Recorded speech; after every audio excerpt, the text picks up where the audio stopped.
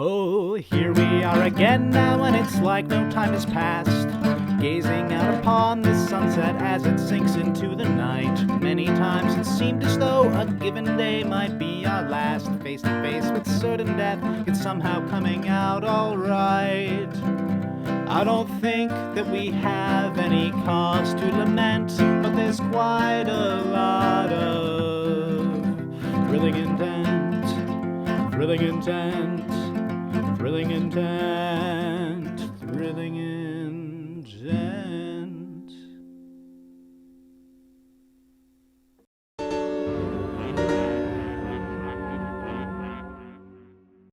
You currently stand at the defensive line. It's basically a gigantic ring. Almost imagine the shape of a lake, where the shores are the tree line. Everything in the center of the lake, this big open area, this empty plain with the tower smack dab in the middle of it. The line is set up, as Mercy said, to prevent that hail of spears from finding her troops.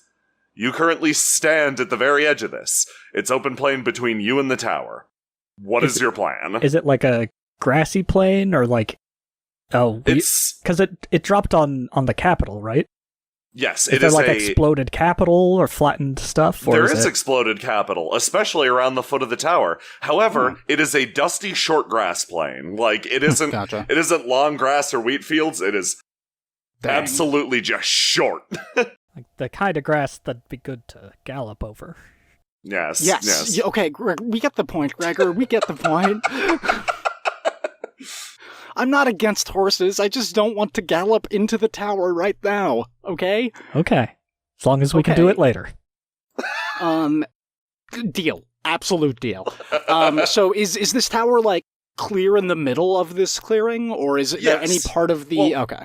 Mercy has done you Mercy's done you the favor of actually bringing you to the closest point between both the tower and the tree line. Like, the tree line is uneven. It isn't a completely perfect circle around it. You are at the absolute closest point between you and the tower.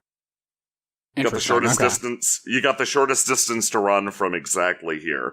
So yeah, I wanna know what's going on. Like, you can discuss it in character or out. Doesn't matter too much to me. I want to know how you're going to go about this because I get to react. What is there on the outside of the plane? Like, on the outside? How far does the plane go? So it is like in front to the sides, because to the sides it is just a ring of trees. Imagine a ring of trees around the tower, in the middle like a bullseye. Well, the trees are kind of what I was looking for. I'd rather try and go kind of, even if it's the long way, around. Unfortunately, this is the closest point between you. This is as close, okay. This is as close as you can get, yep. Yeah, what's the distance between here and the tower? It's just open plain. Yeah, it's probably like... It's like small double-digit number of miles. Like, it's gonna be a long run. Oh. We have to run miles. Yes. Yep. Is the sun at our backs, or where's it at? Because I'm thinking that if we time it correctly with sunset, we might be able to use the shadow as a type of the rising shadows as a source of, like, a cover of some sort. Oh, we should also cover ourselves with leaves. Great idea. I hate to be the one to remind people of things. Except for Mercedes. Yeah. Okay, no, using the rising shadows, that's actually wise. And Ian looks over. It's not going to be perfect, and really it'll only give us a little bit of extra cover, but I figure that anything is better than nothing. You do shadow stuff, Marcus. I do, and I can probably make it a little bit darker around us, even. I won't be able to hide us from view completely, especially since we're moving, and it's not even, fully dark yet. Can I hide under your cape while we do it? Because I'm very red. Yes. Yes, you can. I know the feeling immensely. Yeah. You notice her glowing ember hair. Oh, you know what? Maybe Mercedes should. Red is kind of the opposite of shadows, so... Marcus looks up at Mercedes, who is approximately twice his size. Actually, I might be able to provide us with some camouflage if you give me a minute to write it down. Oh, that sounds wonderful. What? That would be spectacular. Okay. Yeah. I am dreadfully sorry that I am being a problem here. As you might expect, as a general, I'm normally more of a frontline smasher, like you, Gregor. And while I love stealth, and I think it's important, I was not designed for it. Don't worry, we'll do the best with what we got, okay? We'll make you as stealthy as a really sneaky monkey man. You know what? Is that a commonly stealthy creature? Yeah, sure, I don't know. Yeah, I mean, the elusive monkey man. I'll give you one more try. You can do better. Can I? As You stealthy as... If you can't, then none of us can. For me, I hope so. As stealthy as an invisible ninja. How about that? Ooh, an invisible. Ooh. The I know one of masters those. stealth that are also invisible. Ooh, Yeah. that's pretty good. It's I pretty think good. that they probably trained as a shinobi before they became invisible, otherwise there really wouldn't be a point.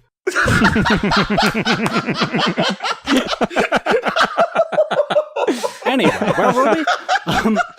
Oh my god. God fucking damn it. So, you're going to try to make some camouflage, you're going to try to set it up in such a way that you can sneak past, right? Actually, Harlock is going to try to invisibility spell on a parchment so that she can cast it on everybody. Okay, excellent. Dude, neat. Okay, so here's what we're going to do. Did Harlock end up taking off her prosthetic, by the way? Or She is did. She's not happy about it. I know, but I do think that Marcus is extremely thankful for that and lets her know as such. It worked really well before with the grappling hook. It did, but... Oh, the grappling hook didn't work at all. That was the problem. Oh, yeah. Right? It didn't fire the way it was supposed to. No, I teleported. So, And look, I'll say the words inside meat as many times as it takes. So, Harlock, you immediately set to work. You go about writing up these invisibility runes that you haven't practiced in a long, long time. Now, complete and total invisibility is something that is accomplished by some form of higher magic. Distorting light is actually a lot trickier than you expect. So, invisibility is more like, it's closer to a flashbang, an escape. If you're spotted, you can suddenly fade from sight. A distraction's required and all that other stuff, but hell, you look at your group around you. They're all very distracting, in fact. You quickly distribute these invisibility scrolls and instruct them on exactly the right time for usage to evade notice as best as possible. Having properly prepared your allies, you get ready to set out.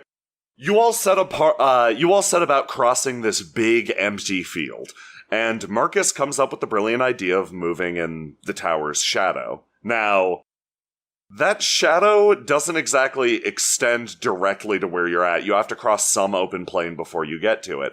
But it is sort of at a 45-degree angle from where you are.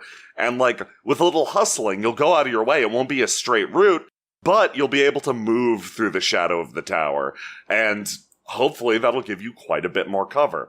Yeah, you guys get out front and you prepare to sort of sprint your way out there. Okay, you guys ready? I think so.